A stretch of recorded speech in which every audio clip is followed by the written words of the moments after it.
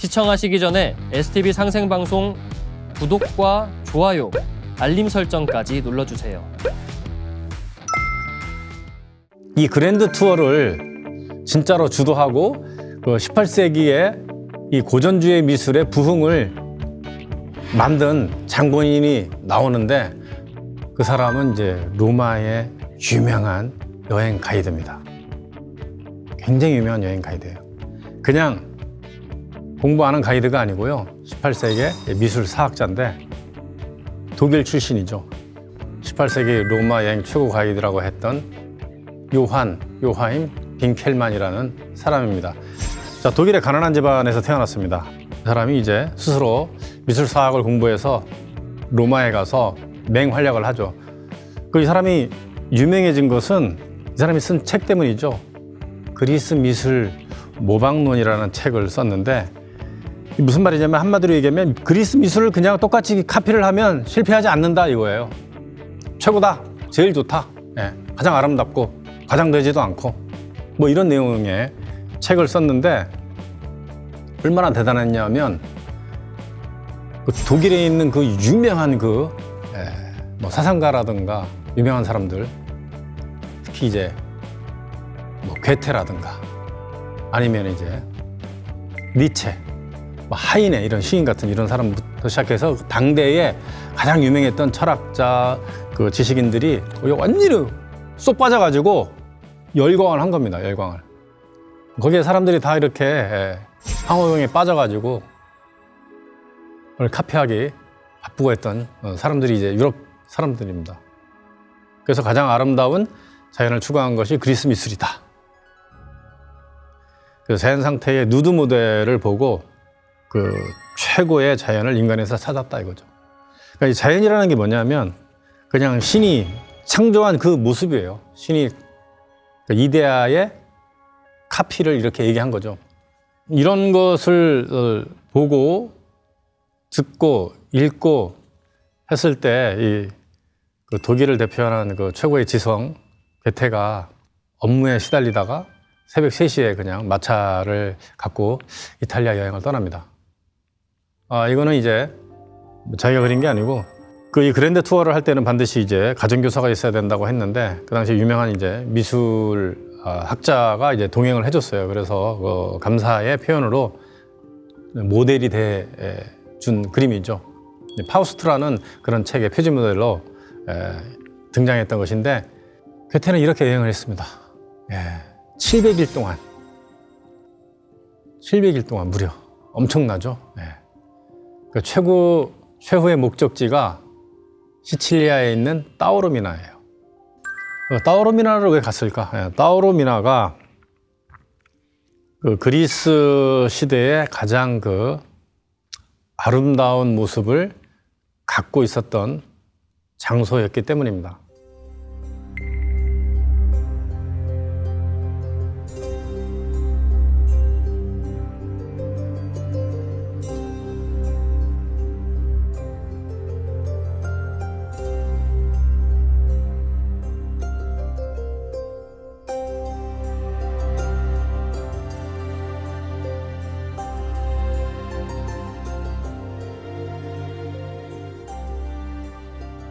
뭐 이런 곳이에요.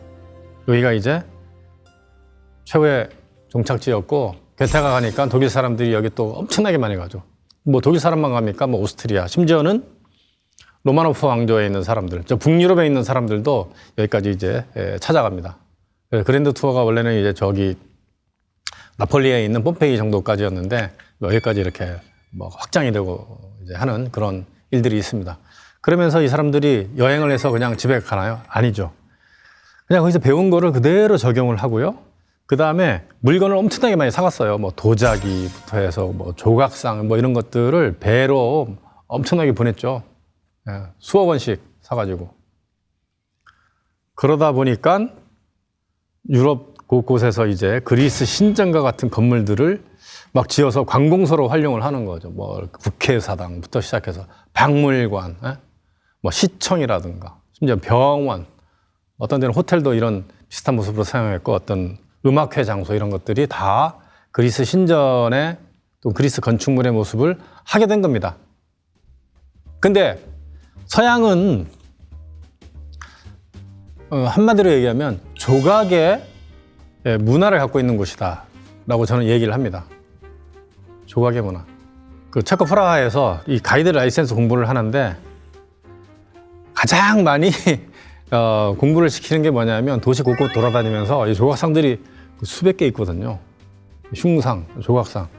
이거를 다 외워야 돼요. 저 사람은 누구고 언제 세워졌고 또 언제 저 사람이 활동을 했고 저 사람의 특징은 뭐고 뭐 하여튼 그 전후 상황을 다 이렇게 알아야 되는 거예요. 그러니까 우리하고는 전혀 다른, 우린 조각이 없잖아요. 뭐 이수신 장군이나 세종대왕 동상 정도 이렇게 있지 우린 조각 문화가 아니고 우린 기록으로 남겨놓는데 이 서양의 거의 모든 도시에 가면 조각들이 굉장히 많이 있는데 오히려 그게 어떻게 보면 이 교육적인 차원에서도 훨씬 더 좋았다라는 생각을 합니다. 지금도 다니다 보면은 진짜 유명한 인물, 이 도시 또는 이 나라 아니면 이제 정말 꼭 알았으면 좋아할 인물들의 흉상이나 조각을 세워놓고 지나가면서 이렇게 저 사람 누구야 하면서 알 수 있게 하는 굉장히 좋은 것 같았어요. 네. 자, 아까 그 빈켈만이 그 그리스 미술 모방론 이렇게 얘기했는데 사실은 이미 그리스 시대에 이 미술 모방을 하냐 마냐 이거에 대한 아주 뜨거운 논쟁이 있었습니다. 플라톤하고 아리스토텔레스인데요. 자, 이 그림은 르네상스 시대에 라파엘로가 바티칸 내부에 그린 벽화입니다. 프레스코화죠. 아테네 학당입니다. 저 가운데 있는 두 인물이 그 유명한 플라톤과 그의 제자 아리스토텔레스입니다. 플라톤은 이제 소크라테스의 제자죠. 두 사람이 그 행동에서 딱 나타나죠. 자, 사람은 태어나면 두 가지 스타일의 사람으로 변모한다고 합니다. 이제 독일의 철학자가 얘기한 건데요. 태어나면서부터 이 플라톤적인 사람이 되거나 아리스토텔레스적인 사람이 된다고 합니다. 이게 뭐냐면 플라톤은 이상주의자잖아요. 예, 내세적인 이상주의자고 아리스토텔레스는 현실적인 사람입니다. 그래서 두 가지 사람으로 분류돼서 이제 살아간다고 하죠. 실제로 이제 그것도 이제 맞는 얘기인 것 같기도 합니다. 둘 다 추구를 하면은 정말 금상첨화겠지만은 말이죠. 네. 그래서 저 대화하는 장면이 이제 그거죠. 예. 미술사를 두고 한다면은 이데아가 있는데 우리 인간인 자연하고는 간극이 있기 때문에 어떤 강이 있기 때문에 이제 합쳐질 수가 없다라고 이렇게 얘기하는 거죠. 그래서 이데아의 카피가 자연이고 자연을 카피해서 그림을 그리거나 조각하는 거는 카피의 카피다. 예. 두 번 카피한 거기 때문에 쓸데없다. 뭐 이런 얘기 하는 거죠. 근데 아리스토텔레스는 스승님 그게 아니고요. 아무리 자연을 통해서 우리가 이데아를 배워야 되지 않겠습니까? 그래서 카피를 하는 게 좋다. 뭐 이런 얘기를 하는 장면이에요. 예. 그래서 플라톤의 그 이원론이 있죠. 이거 이원론이라는 게 그 신과 인간은 합쳐질 수 없다 이런 거예요. 분리되어 있다. 간극이 크게 존재한다. 예. 그러니까 이런 논은 하나다. 이런 거죠. 모든 게 신에서부터 나오고 다시 신으로 합쳐진다. 지금도 이제 신의 세계에 있다. 뭐 이런 건데 뭐 이런 논은 뒤에서 이제 얘기하겠지만 이런 논은 이제 동양 쪽 어디에선가에서부터 흘러 들어온 겁니다. 알렉산더가 동방 원정 가서 그쪽에서 이제 헬레니즘을 퍼뜨렸을 때 서로 교류를 많이 하거든요. 뭐 인도의 이제 불교를 크게 확장을 시킨 그 아소카 대왕의 할머니가 사실은 그 그리스 사람이죠. 그만큼 이제 교류를 많이 했기 때문에 불교적인 그런 색채의 그 내용을 플라톤 철학이 이제 받아들이면서 신플라톤주의가 나왔다 이렇게 얘기하는데 그 얘기는 좀 더 이제 뒤에서 하도록 하고요. 근데 플라톤의 이원론이 이거 이데아계와 자연계예요. 그러니까 뭐냐면 신계와 인간계 이렇게 얘기하면 쉽습니다. 이제 말을 좀 어렵게 하는데요. 예. 그래서 뭐라고 얘기하냐면 그 이데아는 이제 진리고 뭐 신의 창조의 원리고 선이다 이렇게 얘기하는데 선은 뭐 악에 반대되는 개념이 아니고요. 예. 그냥 이제 절대적이다라는 그런 의미로 얘기를 한 거죠. 그래서 그 너머에 이데아가 있다. 진짜 내가 있다. 이렇게 얘기하는 겁니다. 그 영화 매트리스가 이 플라톤의 그 이데아론에 의해서 만들어진 거예요.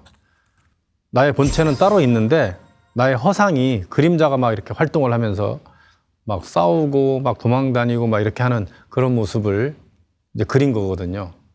네. 이게 이데아론에서 나온 겁니다. 뭐 트루먼 쇼도 마찬가지예요.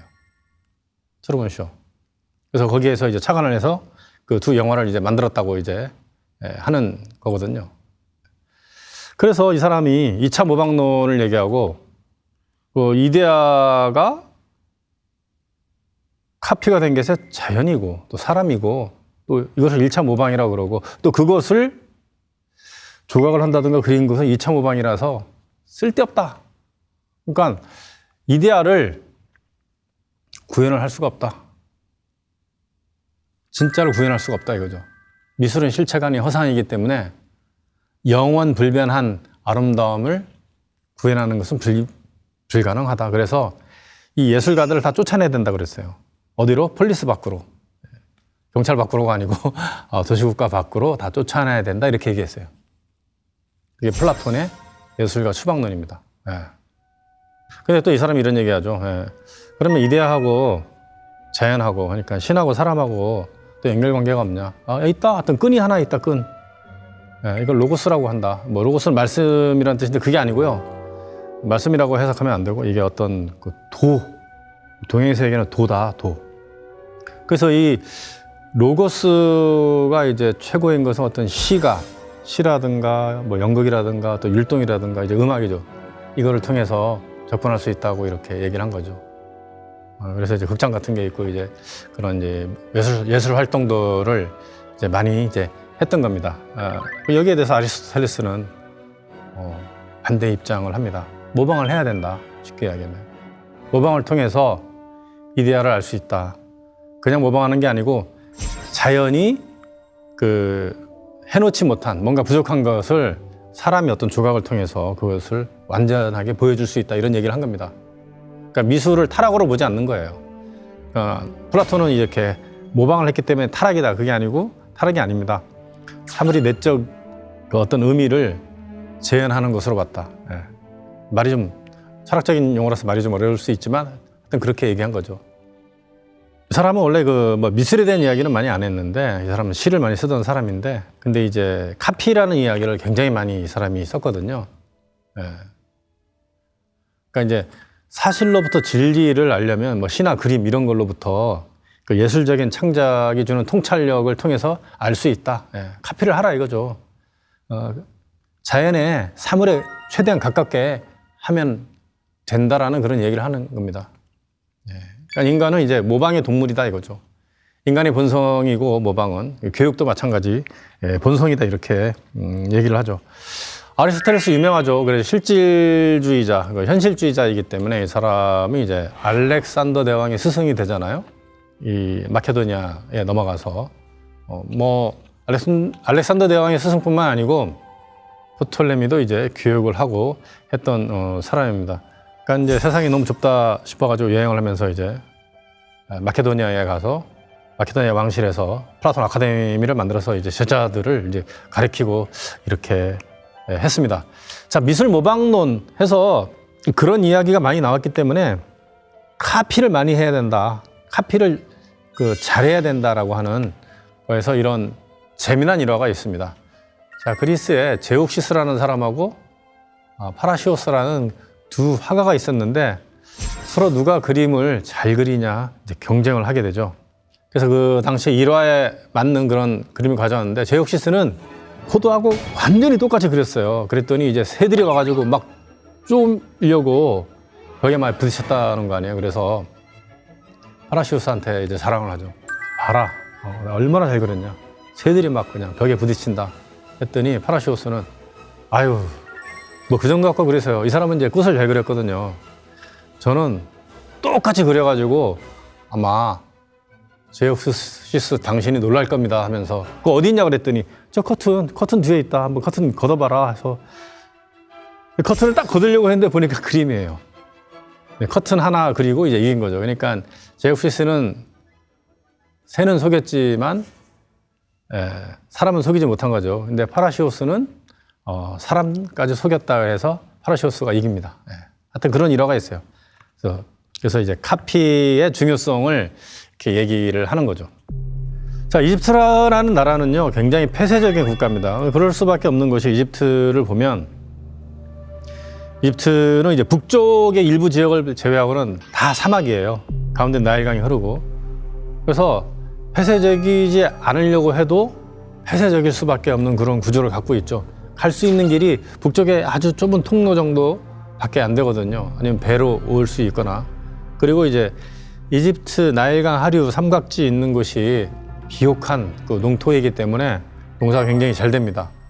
거기를 뺏기지 않게 하기 위해서 아주 철통 같은 이제 방어를 했죠. 그런데 기원전 7세기부터 개방을 합니다. 그러니까 이제 그리스 사람들이 막 들어가기 시작하죠. 그래서 막 받아들여요. 우리가 쉽게 이렇게 생각하시면 됩니다. 이집트가 그 당시에 가장 선진국이었거든요. 그 지역에서. 그러니까 쉽게 이런 거죠. 물건이라든가 문화라든가 이거는 선진국에서 뒤따라오는 국가에 흘러갑니다. 지금 세상을 봐도 그렇죠. 중세도 그렇지만. 예. 선진국에서 만든 최고의 좋은 것들이 이제 그 다른 나라로 가지 않습니까? 더 좋은 거는 안 주겠지만 지금 세상은 마찬가지예요. 이집트를 저렇게 많이 우르르 몰려간 이유가 이집트가 최고니까 이집트에 가서 다 배운 겁니다. 그 이집트 유학파를 보면은 우리가 다 들어봤던 이름의 그런 사람들이죠. 호메로스, 정말 유명한 사람이죠. 플라톤, 예, 뭐 시인이죠, 철학가. 피타고라스, 뭐 수학자이면서 종교학자, 이런 사람들이 이제 들어가서 공부를 하고요. 뭐 이집트의 그 신비주의, 예, 미스테리아라고 하는 거에 입문을 해서 그것을 이제 받아들이고 공부를 했고요. 뭐 철학자, 정치가 솔론, 철학자 탈레스, 역사학자 헤로도토스, 뭐 헤로도토스의 그 책 인용을 되게 많이 하게 되죠. 예. 뭐 이집트는 나일강의 기적이다, 뭐 나일강의 선물이다라는 말을 뭐 했던 헤로도토스, 디오도로스, 뭐 프루타르쿠스 이런 사람들의 이야기가 아주 고대 세계의 모든 걸 지배를 하게 돼요. 그러니까 그리스의 모든 분야가 이집트에 종속이 되었던 시대, 아니 종속이 됐었습니다. 거기서 다 들어간 거예요. 네. 신화도 마찬가지고. 그 이집트 간락사를 다시 한번 짚고 넘어가자면, 고대 이집트라는 것은 알렉산더 대왕에 의해서 그 지배를 당하기 전까지 한 2600년 동안 30개 왕조, 예, 뭐 295명의 왕이 있었고요. 그거를 이제 크게 있는 고왕국, 중왕국, 그다음에 하이라이트 신왕국, 그다음에 이제 후기왕국 이렇게 나누고, 우리 역사하고 비교해 보면 배달국 말에서 단군 조선 시대에 해당하는 시기가 이제 고대 이집트 시대고요. 그 밑으로 한 2300년간 외세의 지배를 받습니다. 맨 처음 알렉산더가 지배하고 나서 알렉산더의 장군이었던 프톨레미가 이집트의 왕이 되면서 한 300년 동안 지배를 하게 되고요. 그리스가 300년, 로마가 한 420년, 비잔틴이 한 255년도 지배하고, 그 다음에 아랍을 거쳐서 이슬람이 뭐 1000년 이상, 한 1300년 정도 쭉 이어져 내려오고 있는 역사입니다. 그래서 이제 그리스가 이미 이집트를 받아들여서 모든 것을 다 발전시켜 나가고 뭐 신전도 만들고 했지만, 그리스가 이집트를 지배를 할 때 이집트를 가만두지 않고 이집트를 계속 발전을 시켰어요. 예. 자, 그러면서 잠시 보자면은 이제 이집트의 이제 문명의 흔적을 나타내는 어떤 유적지입니다. 대단히 많은 신전들이 분포가 되어 있어요. 뭐 세티 신전, 하텝수트 신전, 장제전이죠. 장례 신전이라고 하는 람세스 2세의 뭐 장례 신전, 호루스 신전, 아부신벨, 펠레, 꼬먼보, 룩소르, 뭐 하토르 여신 신전 쫙 있는데, 여기서 분홍 색깔로 쓰여져 있는 이 신전들은 알렉산더 대왕 시기에서부터 해서 그리스를 거쳐서 이렇게 로마까지 쭉 이어져 내려오는 과정에서 만든 그 신전들입니다. 그 이집트 고대인들이 만든 게 아니에요. 네, 지배 세력들에 의해서 당대에 만들어지거나 쭉 로마까지 이어져 온 거죠. 그 중에 가장 오랫동안 만든 게 이제 필레 신전인데, 이시스 여신의 신전이에요. 이시스 여신의 신전. 굉장히 오랫동안. 가보면은 이미, 옛날에 이미 파르테논 신전 같은 것들을 몇 개씩 만들었구나라는 것을 이제 알 수가 있는 그런 모습의 신전들이죠.